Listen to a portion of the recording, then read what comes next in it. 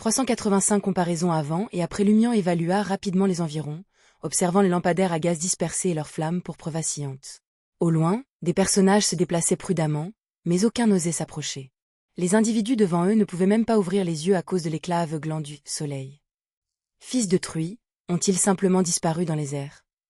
Lumian ne put s'empêcher de jurer dans sa barbe, son anxiété et sa colère grandissant. Avaient-ils fui sans même s'engager dans une véritable bataille?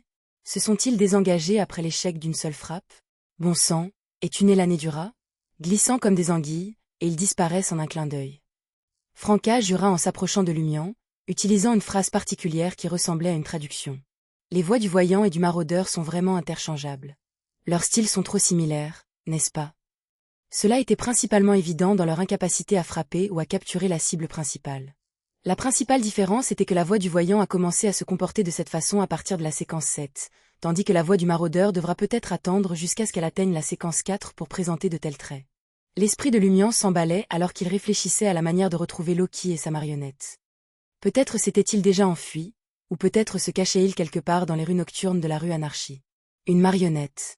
Oui, cette marionnette qui chantait des airs avait pris mon sort d'Arymphe de front sans broncher. Cela suggère qu'il y a de fortes chances qu'il soit déjà mort. Pas de corps spirituel actif et conscient. Ma quasi-transformation en marionnette le confirme indirectement. Si la marionnette est morte, elle n'a probablement pas le destin d'un être vivant.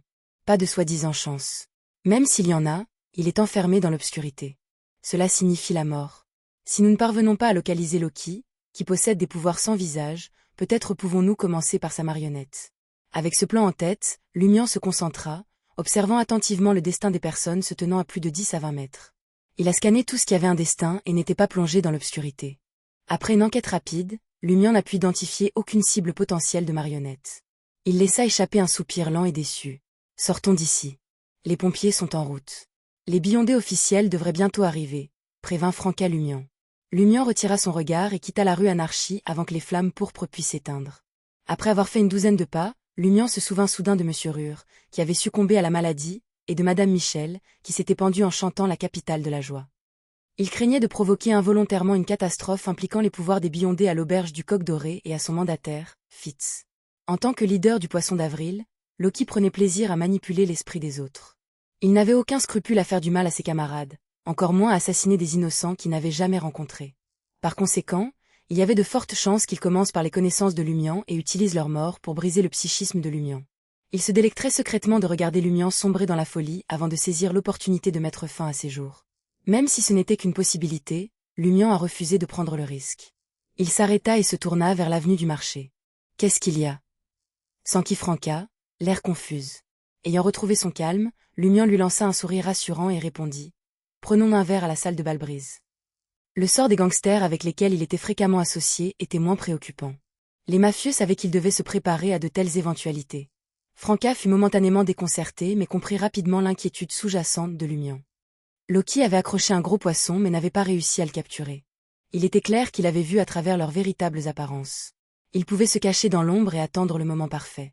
Quant à Lumian et elle-même, à moins qu'ils n'abandonnent leur identité actuelle et n'utilisent leurs capacités anti-divination et anti-pistage pour survivre ailleurs, ils seraient laissés dans un état de suspicion constante, craignant que tout rat qu'ils verraient ne les attaque. Comparé à l'auberge du Coq Doré, le deuxième étage de la salle de bal Brise offrait un emplacement plus calme et plus défendable. Et de plus, dans le cas d'une confrontation au niveau des billondés, il valait mieux impliquer des gangsters plutôt que des passants innocents. Je vais aussi changer de tenue vestimentaire, a laissé entendre Franca, indiquant son désir de modifier son apparence et de rester caché dans l'ombre, ce qui rend difficile pour Loki de la localiser et de lancer des attaques potentielles. De même, elle avait l'intention de faire en sorte que Jenna rentre chez elle et reste avec son frère pendant certain temps pour éviter de devenir un dommage collatéral. Face à un adversaire aussi bizarre et terrifiant, la capacité de survie d'un instigateur restait trop fragile. Lumian tapota doucement le miroir de substitution de Franca caché sous ses vêtements avec sa main droite, signalant la nécessité pour eux de se surveiller mutuellement. Franca hocha solennellement la tête, affirmant sa compréhension de la situation. Salle de bal Brise, le café du deuxième étage.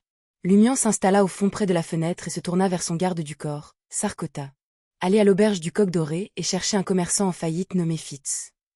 Avec un tel intermédiaire, Fitz semble avoir atteint ses objectifs grâce à son association avec la Savoie Mob, et il n'y avait aucun lien direct avec Ciel Dubois. Si Loki avait l'intention de sélectionner une victime, il se concentrerait probablement sur les membres du Savoie Mob affiliés à Lumian. Avec le lourd cartable posé sur ses genoux, Lumion attendait patiemment l'arrivée de Fitz tout en réfléchissant aux problèmes liés à Loki. Ayant perdu la trace du leader du Poisson d'Avril, Lumion ne se retrouva plus avec certains phénomènes pour le guider dans cette affaire. L'un des détails était une option que Lumion avait prédéterminée avant d'agir. En quittant la salle de bal unique, Lumion avait intentionnellement suivi les mêmes procédures anti-pistage qu'auparavant. Il a retrouvé son apparence d'origine, a changé ses vêtements et a modifié son cartable. Cependant, alors qu'il traversait à nouveau la rue ancienne et retrouvait Franca, il s'abstint de recourir à des mesures anti-pistage. Cela a été fait pour établir un échantillon comparatif et identifier d'éventuelles divergences. Après tout, s'il ne parvenait pas à capturer Loki bizarre et apparemment impossible à tuer, ses efforts seraient vains. Il avait besoin de tirer quelque chose de précieux de cette rencontre. Il s'agissait d'un piège plus petit dissimulé dans un piège plus grand. Logiquement, si mes procédures anti-pistage avaient déjà secoué Loki, il ne devrait y avoir aucune raison pour une exception cette fois. J'avais méticuleusement prêté attention aux personnes et aux créatures autour de moi, évitant même les yeux vigilants des oiseaux dans le ciel. Même si un simple insecte devenait l'une des marionnettes de Loki, il aurait du mal à suivre ma rapidité.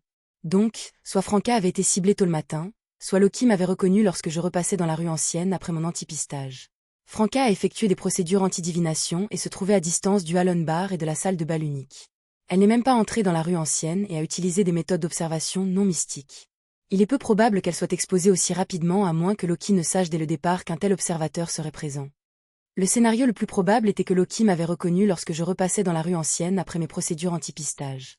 Mais comment cette reconnaissance s'est-elle produite? J'avais retrouvé mon apparence d'origine, modifié mes vêtements et j'avais même choisi de passer par là dans une voiture de location pour éviter tout soupçon.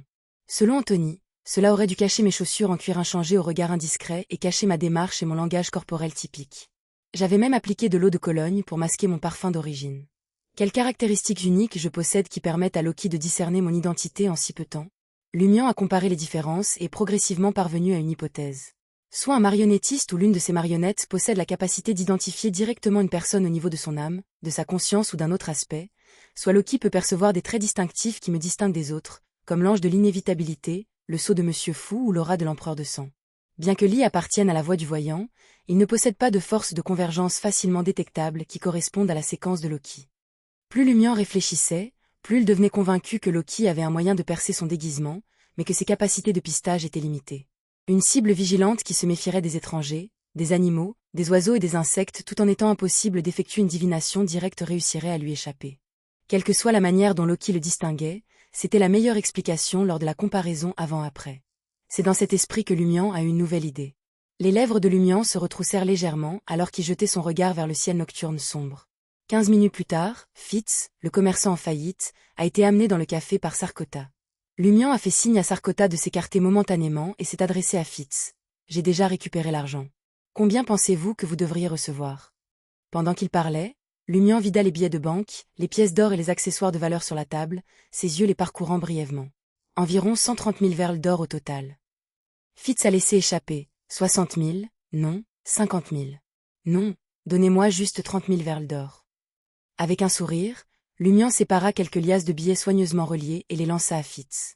Comme nous l'avons convenu, les intérêts m'appartiennent et je prendrai 50% du principal. Voilà 50 000 verles d'or.